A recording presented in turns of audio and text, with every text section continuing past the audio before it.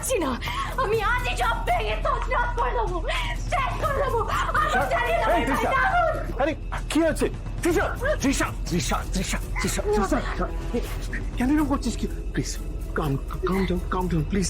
তোর দাদা আছে তোর সঙ্গে, বল, তুই আমাকে বল কি হয়েছে, তুই কেন কেন কেন এত ছটফট করছিস, বল বল। দাদা, আমি আয়ুষকে জানালার আর থাকতে পারছি না।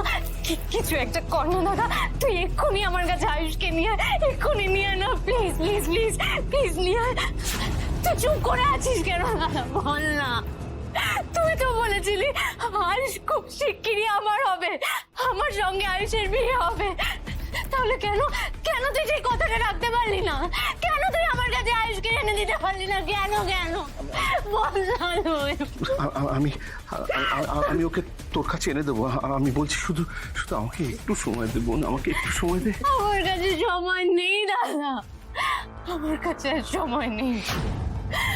আমার আয়ুষ আজই আমার হবে, আর না হলে আমি নিজেকে শেষ করে দেবো, মেরে ফেলবো। এরকম করে বলে না, তুই একটু নিজেকে সামলা প্লিজ। আমি নিজেকে সামলাতে পারছি না দাদা। আয়ুষ কেন আমাকে ছেড়ে ওই কাজের মেয়েটাকে চুজ করছে? কেন কেন? আয়ুষ তোর ছিল, তোর আছে, তোরই থাকবে। ও যদি আমার না হয় তাহলে মেক শিওর ও যেন অন্য কারো না হয়। ওকে আমার পায়ের কাছে এনে ভিক্ষা চাইতে বাধ্য কর, ওকে আমার সামনে মাথা ঝোঁকাতে বাধ্য কর দাদা। আর তা যদি না করতে পারিস তাহলে কিন্তু আমি তোর বোন নই। না না তৃষা, তৃষা আমি আমি আমি আমি তোকে প্রমিস করছি, হয় আয়ুষ এসে তোর পা ধরে ক্ষমা চাইবে, নয়তো মরবে। এই পৃথিবীতে আমি কাউকে আয়ুষকে তোর কাছ থেকে কেড়ে নিতে দেবো না, বিশ্বাস কর। আমি আই প্রমিস, আই প্রমিস।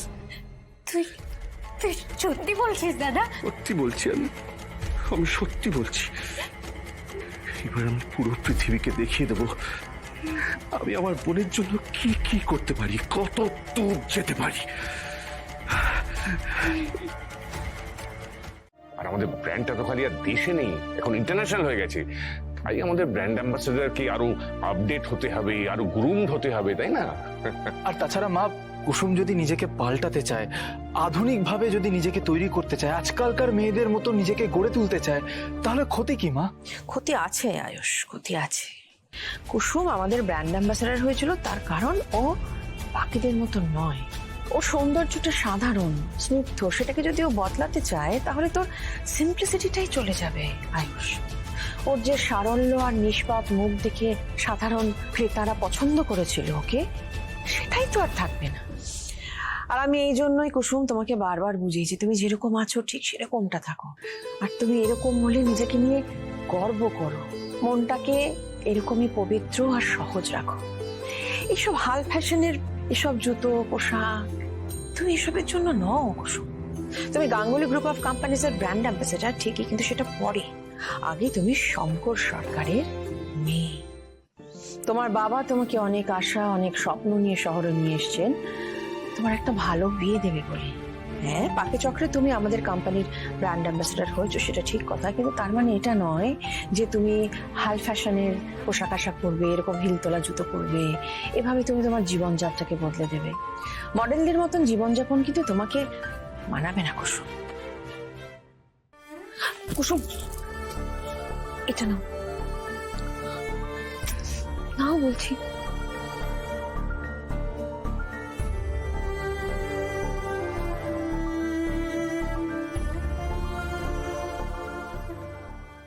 এমন ভাবে কেন বলছো মা?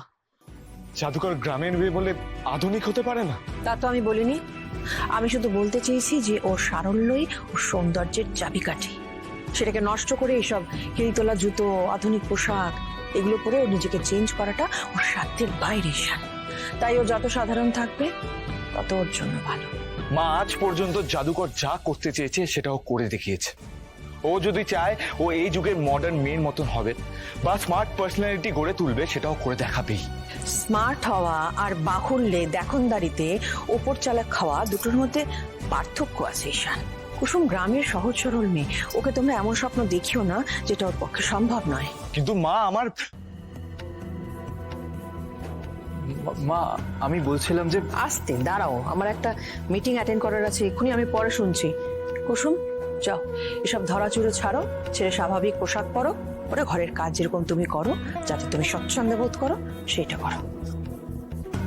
আমার তো সব সময় তোমাকে ভালো লাগে, তবে আজ তোমাকে একটু বেশি ভালো লাগছিল, অথচ তাও তুমি এরকম ভাবে মন খারাপ করে রয়েছো কুসুম।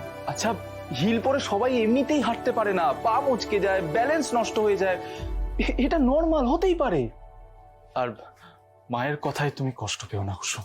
কষ্ট পাইনি তো, বরং আজ বুঝেছি যে দেবীমা যেটা বলেছেন সেই কথাগুলোই সত্যি। এই যে এইসবের যোগ্যতা আমার মধ্যে নেই ছোট সাহেব। গাঙ্গুলি বাড়িতে আমার জায়গাটা হলো শুধুমাত্র রান্নাঘরে, এছাড়া আমার কাছে কোনো যোগ্যতাই নেই। ওই বাড়ির বড় বউ হওয়া তো দূরের কথা, সেই স্বপ্ন দেখাও আমার কাছে অন্যায়। না কুসুম, একদিন না একদিন মায়ের কাছে এই সমস্ত কিছু ভুল প্রমাণিত হয়ে যাবে।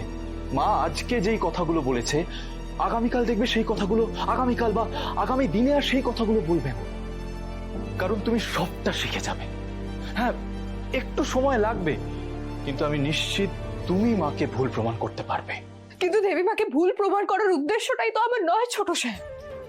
আমার আসল উদ্দেশ্যটা হলো নিজেকে আপনার আর এই পরিবারের যোগ্য করে তোলা। তার জন্য আমায় এমন কিছু একটা হওয়ার চেষ্টা করতে হবে যেটা আমি আসলে নই, আমি কোনোদিন ছিলামই না। দেবীমা ঠিকই বলেছে, এসব হবে না আমার দ্বারা, আমি পারবো না এসব মিথ্যা নাটক করতে।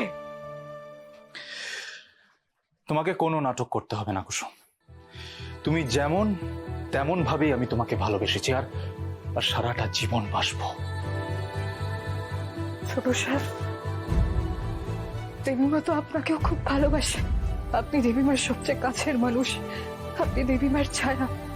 আপনার যদি আমাকে এভাবেই ভালো লাগে, তাহলে একদিন দেবীমারও তো আমাকে এভাবেই ভালো লাগবে, বলুন? নিশ্চয়ই লাগবে। কিন্তু ছোট সাহেব, দেবীমায়ের মন জেতার জন্য আমি সবকিছু করলেও নিজেকে কোনোদিনও বদলাবো না, কিছুতেই না।